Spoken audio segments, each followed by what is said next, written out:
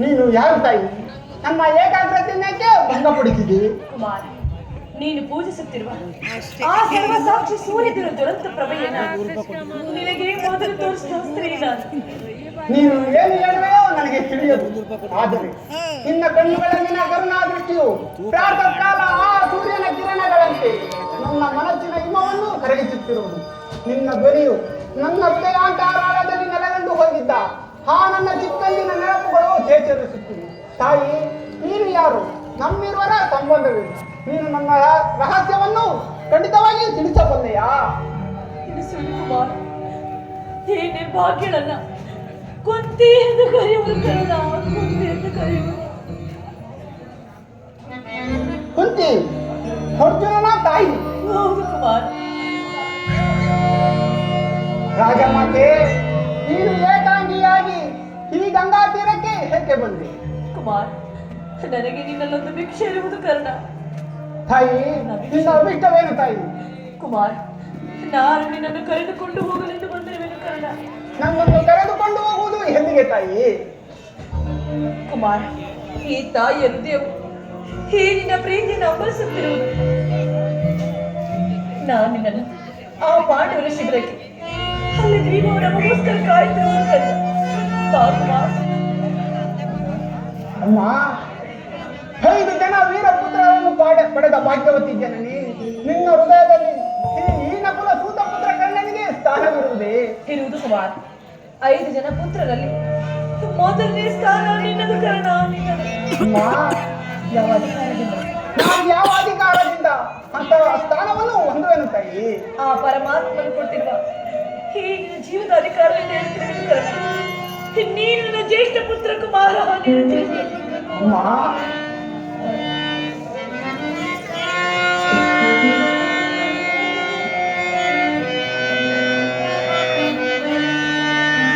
ಬಹುದಿನದ ಬಯಕೆ ಬಂದಿದೆ ತಮ್ಮ, ಬಯಸಿದ ದರ್ಶನವು ದೊರಕಿತಮ್ಮ. ಕುಮಾರ,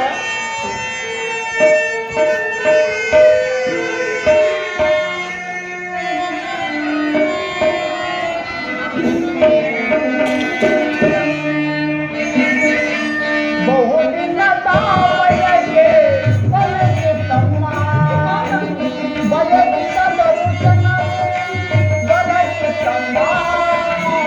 ಬಹುದಿನದ ಬಯಕೆ ಬಂದಿತಮ್ಮ.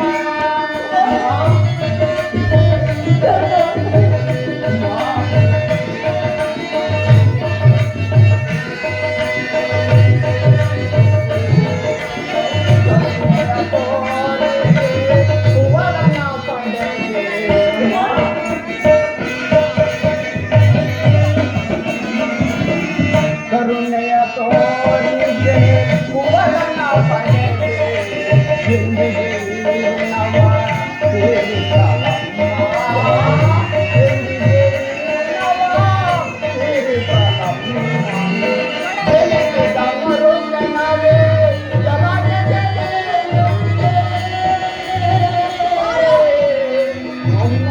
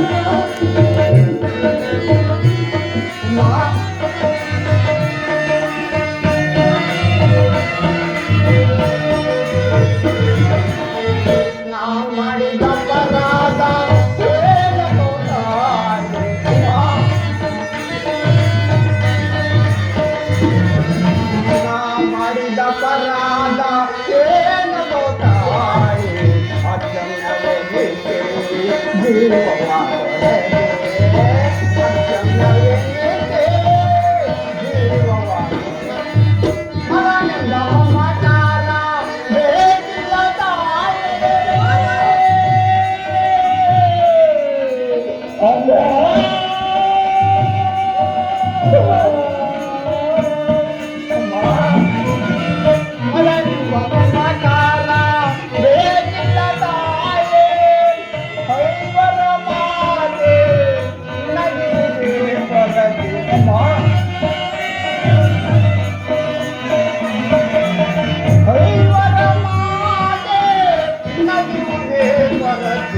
ಬಹುದಿನದ ಬಯಕೆ ಬಯಕಿತ್ತಮ್ಮ ಬಯಸಿದರು ಜನವು ದೊರಕಿತಮ್ಮ ಬಹುದಿನದ ಬಯಕೆ ಬಯಕಿತ್ತಮ್ಮ ಬಯಕಿತ್ತಮ್ಮ ಬಯಕಿತ್ತಮ್ಮ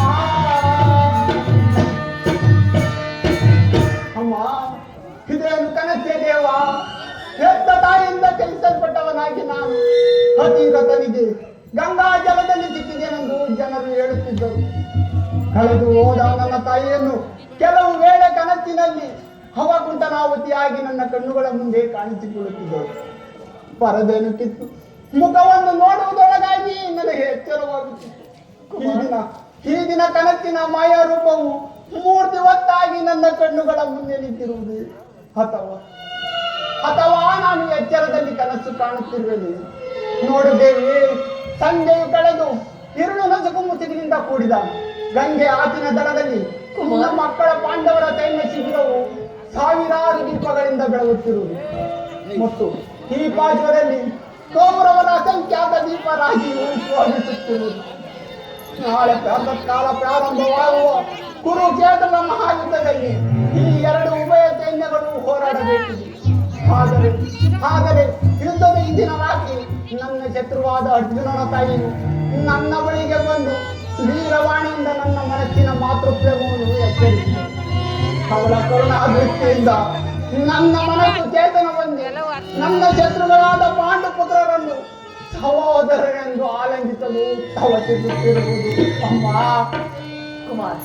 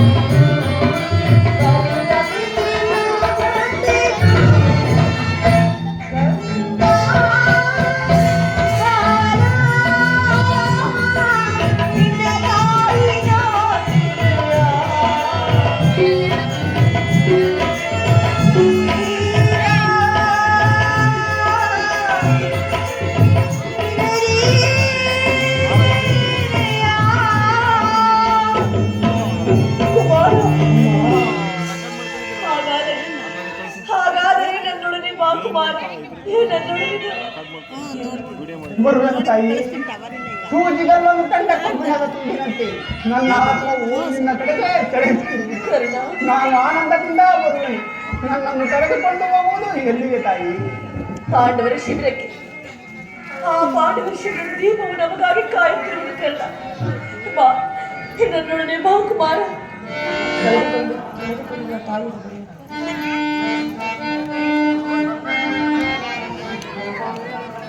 ಅಮ್ಮ, ಅಲ್ಲಿ ನಾನು ಕಳೆದು ಹೋದ ನನ್ನ ತಾಯಿಯನ್ನು ಪುನಃ ಪಡೆಯುತ್ತೇನೆ. ಪಡಿವೆ ಮಗು. ಅಮ್ಮ ಅಮ್ಮ, ಹಾಗಾದರೆ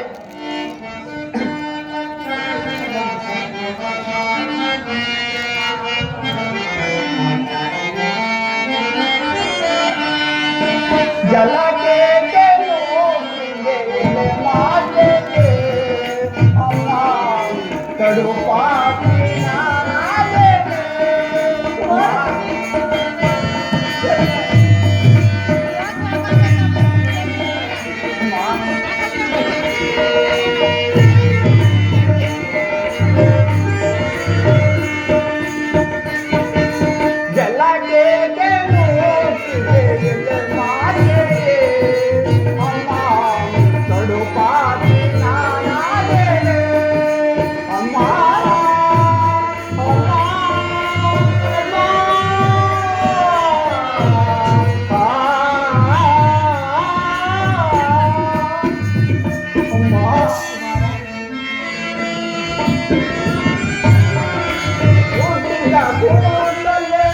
ಗಂಗಾ